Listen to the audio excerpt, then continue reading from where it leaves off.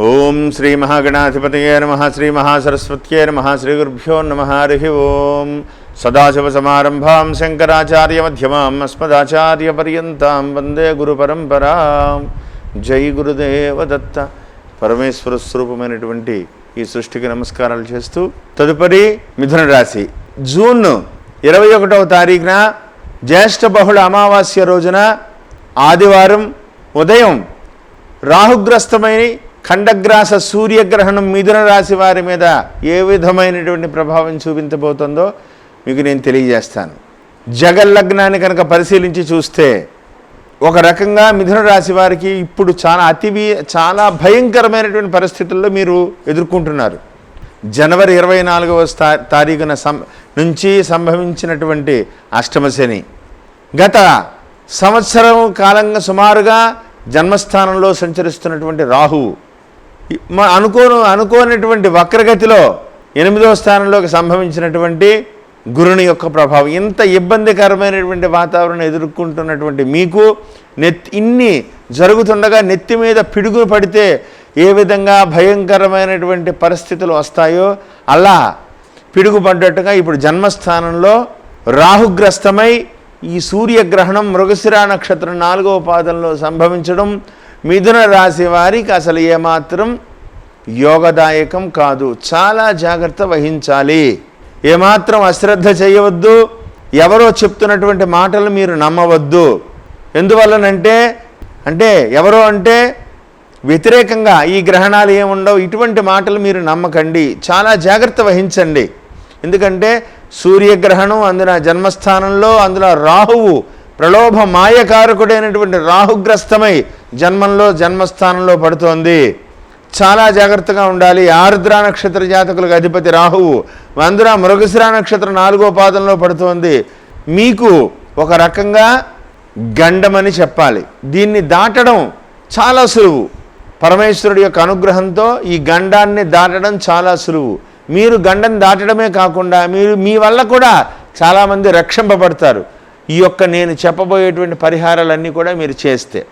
ఎందువల్లనంటే మనం ఇప్పుడు భారతదేశము, మనం తెలుగు రాష్ట్రాలతో పాటుగా భారతదేశం అంతా కూడా ఎదుర్కొంటున్నటువంటి ఈ భయంకరమైనటువంటి కరోనా, ఈ యొక్క ప్రబలమైనటువంటి ఈ వ్యాధిని, ఇంత భయంకరంగా పెరుగుతున్నటువంటి ఈ సమయంలో ఈ సూర్యగ్రహణం రావడం భూమి మీద నివసిస్తున్న మానవులకి కానీ ఏ జీవికి కూడా ప్రకృతికి అంత అనుకూలమైనటువంటిది కాదు. కాబట్టి ఈ యొక్క స్థితిని మనం దాటాలి అంటే ఏం చేయాలి?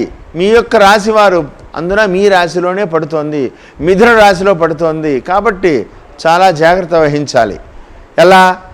ఆ గ్రహణ సమయాల్లో శుభ్రంగా పొద్దున్నుంచి ఏమీ లేవు, పెందరాళి లేచి నిత్య కర్మానుష్ఠానాలని కూడా పూర్తి చేసుకుని గ్రహణ సమయంలో గ్రహణం పట్టినటువంటి మీ యొక్క ప్రాంతానికి ఏ సమయానికి గ్రహణం పడుతుంది ఒక్కసారి చూసుకుని ఆ గ్రహణ సమయంలో తలస్నానం చేసి అనుకూలమైనటువంటి వస్త్రాన్ని వేసుకుని అనుకూలమైనటువంటి ఆసనం వేసుకుని కూర్చుని జగద్రక్షకుడైనటువంటి సూర్య భగవానుడికి ప్రార్థిస్తూ ఆదిత్య హృదయాన్ని కనీసం ఆ యొక్క గ్రహణ సమయంలో కనీసం ఒక 300 సార్లు తగ్గకుండా పారాయణ చేయండి. సూర్యాష్టోత్తరాన్ని పారాయణ చేయండి. సూర్య కవచాన్ని చదువుకోండి. అదేవిధంగా విష్ణు సహస్రనామ పారాయణ చేయండి. శివ పంచాక్షరి మహామంత్ర జపాన్ని తీసుకోండి. ఆ మహామంత్ర జపాన్ని చేయండి. ఆ తర్వాత గ్రహణం పూర్తి అయిన తర్వాత శుభ్రంగా తలస్నానం చేసి అప్పుడే వండుకున్నటువంటి పదార్థాన్ని, నిల్వ ఉన్నటువంటి పదార్థాలు తినకూడదు. అప్పుడే ఉన్నటువంటి వండినటువంటి పదార్థాన్ని తిని మరుసటి రోజు పొద్దున్నే తలస్నానం చేసి సూర్యోదయం అయిన వెంటనే శుభ్రంగా తలస్నానం చేసి ముందుగా ఇంట్లో గోధుమలు, మినువులు, సూర్యబింబము, ఒక నాగసర్పాన్ని, ఒక వెండి సర్పాన్ని తెచ్చి ఇంట్లో పెట్టుకోండి. గ్రహణ సమయం అంతా కూడా అవి ఇంట్లో ఉంటాయి. గ్రహణం పూర్తి అయిన మరుసటి రోజున పొద్దున్నే శుభ్రంగా తలస్నానం చేసి ఏదైనా బ్రాహ్మణ ఇంటికి కానీ లేదా ఏదైనా దేవాలయానికి కానీ వెళ్ళి మమ జన్మరాశి సంచారిత, జన్మ నక్షత్ర సంచారిత, జన్మరాశి సంచారిత రాహుగ్రస్త ఖండగ్రాస సూర్యగ్రహణ దోష పరిహారార్థం ఆవయోః సకల గండదోష నివృత్త్యర్థం శుభ ఏకాదశ స్థాన ఫల సంప్రాప్త్యర్థం అని చెప్పేసి బ్రాహ్మణులతో చక్కగా సంకల్పం చెప్పించుకుని ఈ గోధుమలు మినువులు అన్నీ కూడా ఆయనకి దానం ఇవ్వండి, వారికి దక్షిణ ఇవ్వండి. ఆ తర్వాత శుభ్రంగా ఆ దేవాలయంలో పరమేశ్వరుడికి దర్శనం చేయించుకోండి, పరమేశ్వరుడికి పంచామృతాలతో అభిషేకం చేయించుకోండి. స్వామి దర్శనాన్ని చేసుకుని ఆ తర్వాత ఇంటికి వచ్చిన తర్వాత కాఫీ టీలు తాగండి. అంతే తప్ప పొద్దునే లేచేసి కాఫీ తాగేసి టీలు తాగేసి వెళ్ళి దానాలు ఇవ్వడం మంచిది కాదు. సూర్యగ్రహణం యొక్క ప్రభావం, వ్యతిరేకమైనటువంటి ప్రభావం మీ మీద పడకుండా ఉండాలి అంటే అనుకూలంగా మార్చుకునేటువంటి ప్రయత్నం చేయండి. మీరు చేసేటువంటి యొక్క ఈ మహాయజ్ఞం ఒక రకంగా మీ రాశిలోనే పడుతోంది. మీరే కర్త, క్రియ అన్నీ మీరే అనుకోండి. మిథున రాశి వాళ్ళు ఎంత చేయగలిగితే అంత మంచిది. ఈ రాశికి అధిపతి బుధుడు, ఈ సంవత్సరానికి రాజు కూడా బుధుడే.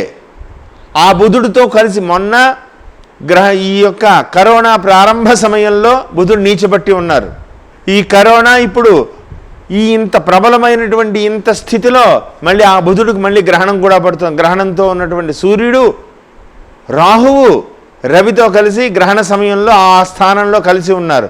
మీ రాశి అధిపతికి కూడా గ్రహణం పడుతోంది. వీటన్నిటినీ బయటపడాలి అంటే మీరు ఒక మహాయజ్ఞంగా భావించి నేను చెప్పినటువన్నీ అన్నీ కూడా చదువుకుంటూ అయిన తర్వాత ఆ పరిహారాలన్నీ కూడా చేసుకుని అతి గండమైనటువంటి ఈ యొక్క సూర్యగ్రహణ దోషం అంతా కూడా పారద్రోలి దేశాన్ని ఆవహించి ఉన్నటువంటి కరోనాని తరిమి కొట్టాలి అంటే మీరు బాగా ఈ మహాయజ్ఞంలో, ఈ యజ్ఞం అంటే మీరు ఇంట్లో కూర్చుని చదవడమే చేయండి.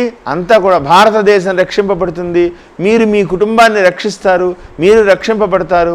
సూర్య భగవానుడి యొక్క అనుగ్రహంతో మీరు ఇంకా అపూర్వమైనటువంటి యోగ దశకు మీరు చేరుకోవాలని కోరుకుంటూ జై గురుదేవదత్త.